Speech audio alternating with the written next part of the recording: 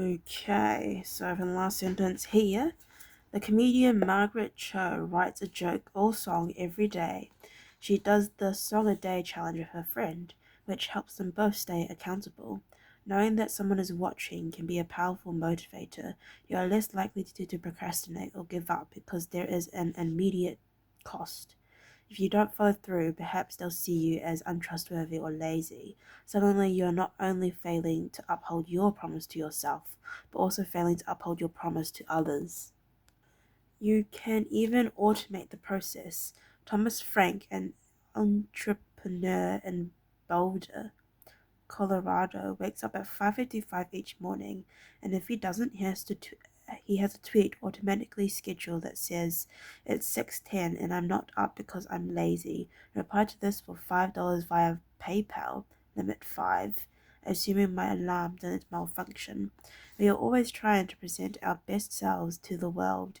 We comb our hair and brush our teeth and dress ourselves carefully because we know these habits are likely to get a positive reaction. We want to get good grades and graduate from top schools to impress potential employers and mates and our friends and family. We care about the opinions of those around us because it helps if others like us. This is precisely why getting an accountability partner or signing a habit contract can work as well.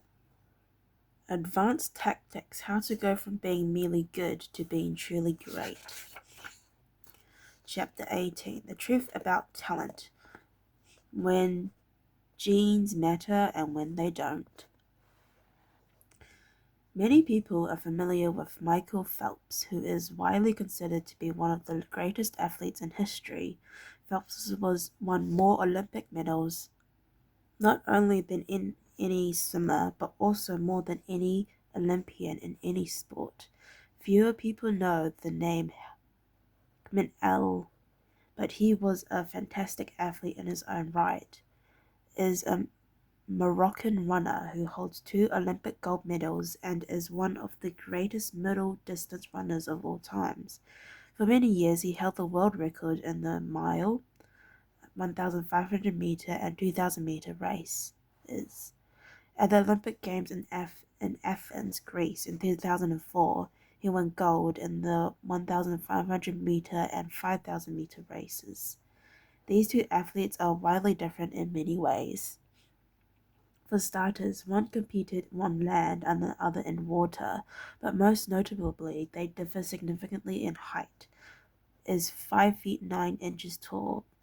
Phelps is 6 feet 4 inches tall. Despite this 7-inch difference in height, the two men are identical in one respect. Michael Phelps and wear the same length in seam on their pants.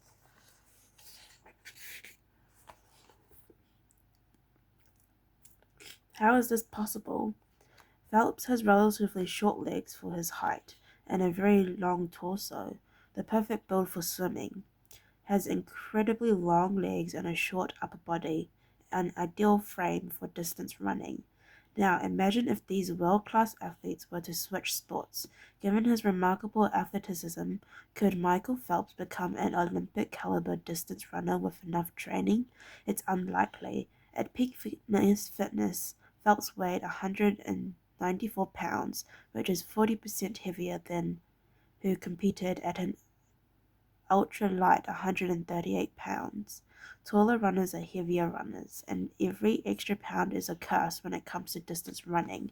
Against elite competition, Phelps would be doomed from the start.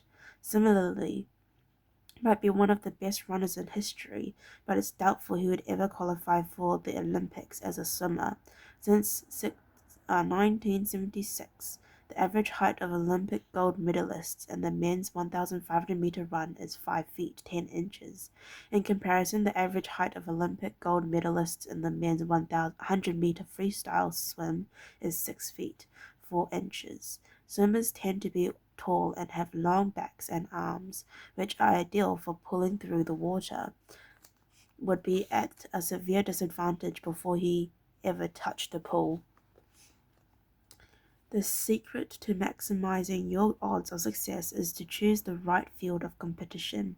This is just as true with habit change as it is with sports and business. Habits are easier to perform and more satisfying to stick with when they align with your natural inclinations and abilities. Like Michael Phelps in the pool or on the track, you want to play a game where the odds are in your favor. Embracing the strategy requires the acceptance of the simple truth that people are born with different abilities. Some people don't like to discuss the fact. On the surface, your genes seem to be fixed, and it's no fun to talk about things you cannot control. Plus, phrases like biological determines did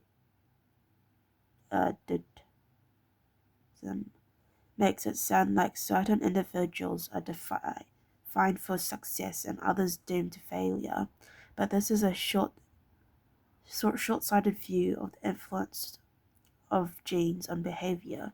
The strength of genetics is also their weakness. Genes cannot be easily changed, which means they provide a powerful advantage if in favorable circumstances and a serious disadvantage in unfavorable circumstances.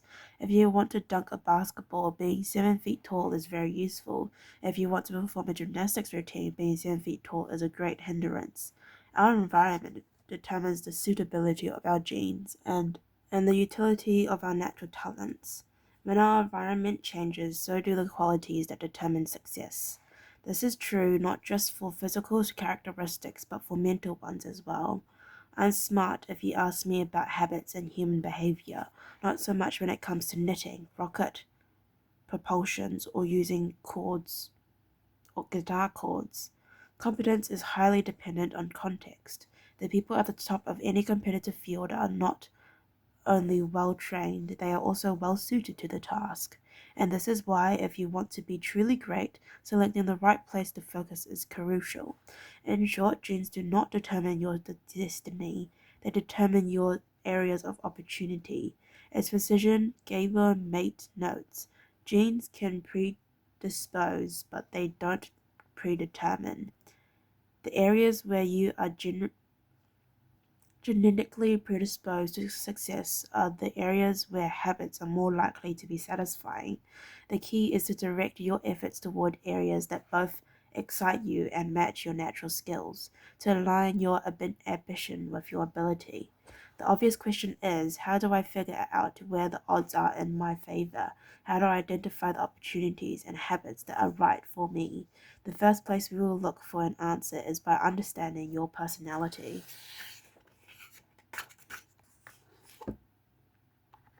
How your personality influences your habits. Your genes are operating beneath the surface of every habit. Indeed, beneath the surface of every behavior, genes have been shown to influence everything from the number of hours you spend watching television to your likelihood to marry or divorce, or to your tendency to get addicted to drugs, alcohol, or nicotine. There's a strong genetic component to how obedient or rebellious you are when facing authority, how vulnerable or resistant you are to stressful events, how proactive or reactive you tend to be, and even how captivated, or bored you feel during sensory experiences like attending a concert.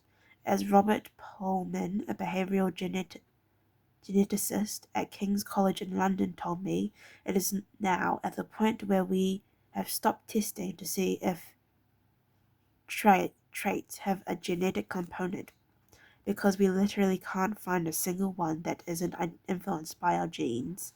Bundled together, your unique cluster of genetic traits predispose you to a particular personality. Your personality is the set of characteristics that is consistent from situation to situation. The most proven scientific analysis of personality traits is known as the Big Five, which breaks them down into 5 spectrums of behavior.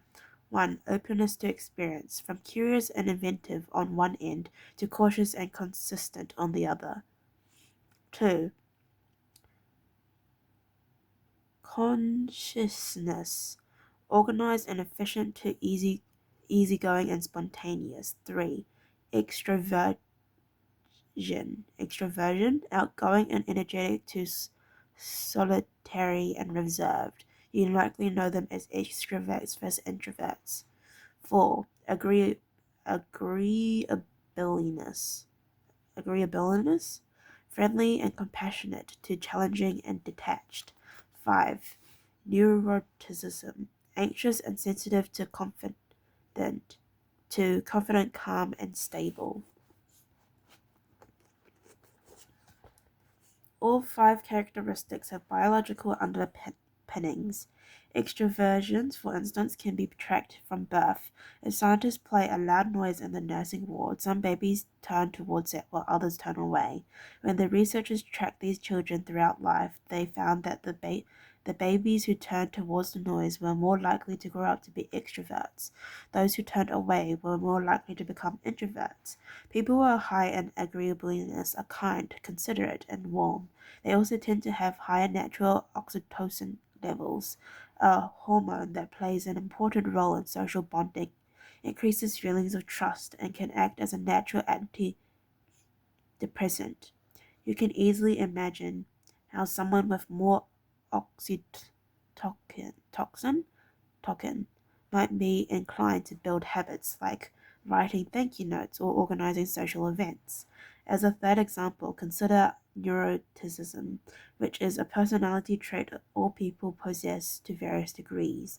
People who are high in neuroticism tend to be anxious and worry more than others. This trait has been linked to hypersensitivity of the amygdala, the portion of the brain responsible for noticing threats. In other words, people who are more sensitive to negative cues in their environment are more likely to score high in neuroticism. Our habits are not solely determined by our personalities, but there is no doubt that our genes nudge us in a certain direction. Our deeply rooted preferences make certain behaviors easier for some people than for others. You don't have to apologize for these differences or feel guilty about them, but you do have to work with them. A person who scores lower on conscientiousness, for example, will be less likely to be orderly by nature and may need to be relying more heavily on environment designed to stick with good habits. As a reminder for the less conscientious readers among us, environment design is a strategy we discussed in chapter 6 and 12. The takeaway is that you should build habits that work for your personality.